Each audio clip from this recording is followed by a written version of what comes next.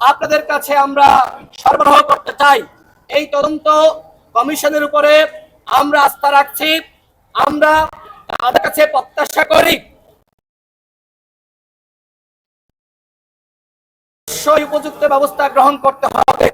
সর্বশেষ তাই নুরুল হক নূর হাসপাতালের বিছানায়, শুধুমাত্র নুরুল হক নূর হাসপাতালের বিছানায় না, আগামীতে আপনাকে কিন্তু এইভাবে আইসিইউতে আসতে হতে পারে।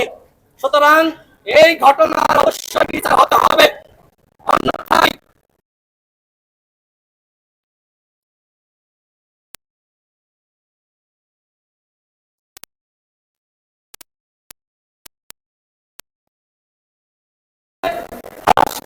পাঠাতে পারে। আক্রান্ত হয়নি, পুরো বাংলাদেশ আক্রান্ত হয়েছে। সুতরাং যারা অন্যায় করেছে, অপরাধ করেছে, রক্তাক্ত করেছে, যদি সরকার ব্যবস্থা গ্রহণ না করে, তাহলে ৪৮ ঘন্টা পর আমরা এমন কর্মসূচি সরকার কিন্তু আমাদেরকে আর থামাতে পারবে না। আমরা এখন বলছি না, কিন্তু সেটি হতে পারে যমুনা ঘেরাও অথবা সচিবালয় ঘেরাও।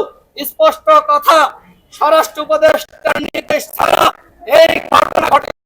স্বরাষ্ট্র উপদেষ্টা এই ঘটনার সাথে সম্পৃক্ত, যে কারণে স্বরাষ্ট্র উপদেষ্টাকে এই ঘটনার দায় নিয়ে অবশ্যই পদত্যাগ করতে হবে।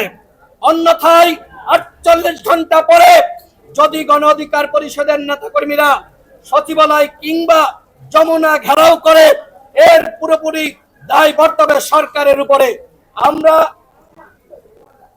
আমরা আজকের এই সাংবাদিক সম্মেলন থেকে আবারও সরকারের কাছে স্পষ্ট বার্তা দিচ্ছি, যদি নুরুল হক নূরের উপযুক্ত চিকিৎসা না হয়, যদি নুরুল হক নূরের কোনো ক্ষতি হয়, সেই দায় কিন্তু সরকারকে নিতে হবে, স্বরাষ্ট্র উপদেষ্টাকে নিতে হবে।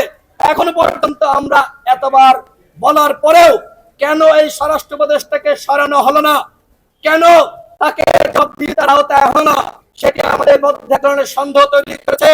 এই ঘটনার সাথে অবশ্যই সরকারের দায় আছে এবং সেই দায় স্বীকার করে অবশ্যই যদি প্রশ্ন না থাকে তাহলে